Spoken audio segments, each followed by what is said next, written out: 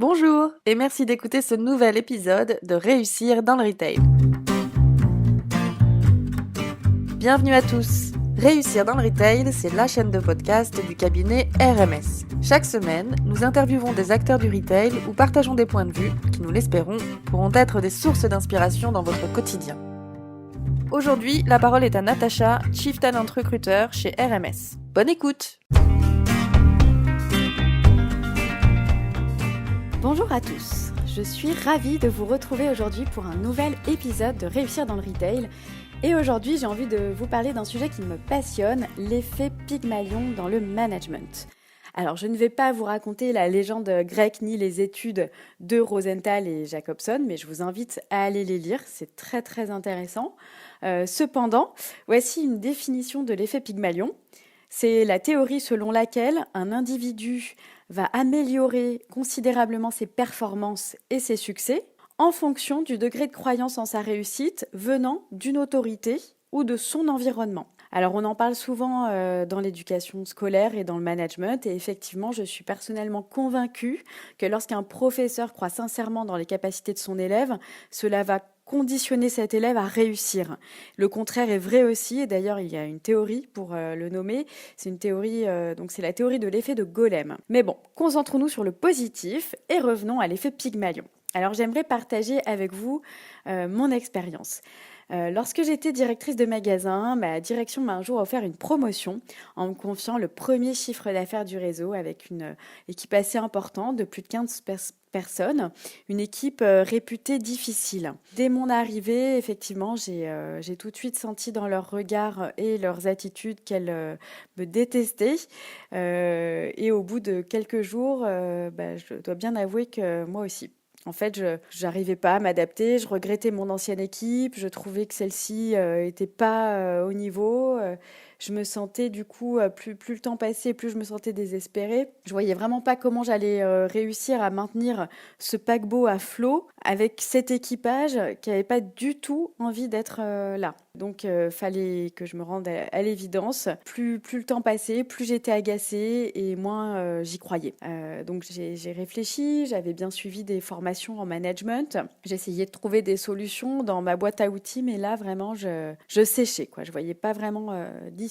Et puis, je sais plus pourquoi, je ne sais pas comment, mais un matin, j'ai eu comme une illumination. Ça a peut-être été même tellement une révélation que je l'ai peut-être même formulée à haute voix. Ça a dû vous arriver aussi.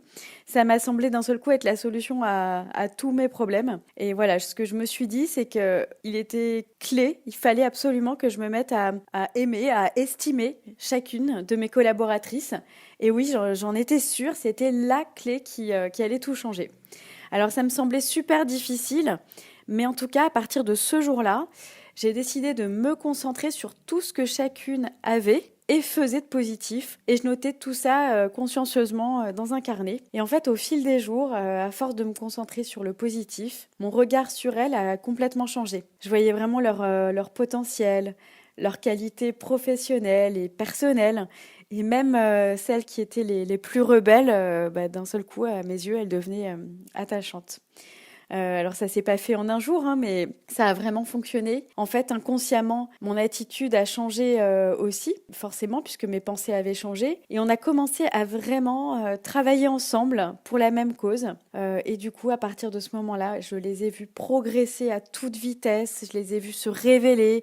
Je les ai vus prendre du plaisir. J'ai eu leur soutien. Et puis les briefs du matin étaient devenus des moments presque magiques et galvanisants. Et je me souviens vraiment d'un moment précis, un samedi, où le magasin était noir de clients et où j'ai senti une super synergie.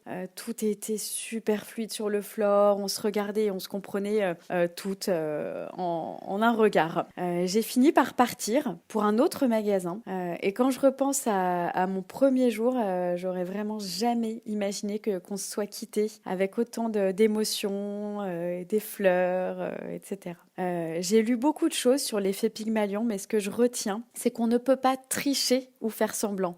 Si on ne croit pas sincèrement dans le potentiel et les capacités de la personne, la magie n'opérera pas. Pour résumer, l'effet Pygmalion, ça signifie que lorsque vous croyez sincèrement dans le potentiel d'une personne, votre attitude envers elle change. et cela a une influence forte sur le regard que cette personne porte sur elle-même. Se sentant capable à vos yeux, elle va alors tout mettre en œuvre pour réussir, boostée par cette nouvelle confiance en soi. Et vous alors ? Quelle a été votre expérience de l'effet Pygmalion ? Avez-vous déjà senti que le regard confiant et encourageant d'un manager vous avait permis de progresser ? Je serais ravie d'avoir vos témoignages sur le sujet. Alors n'hésitez pas à partager. Merci pour votre écoute et à très bientôt.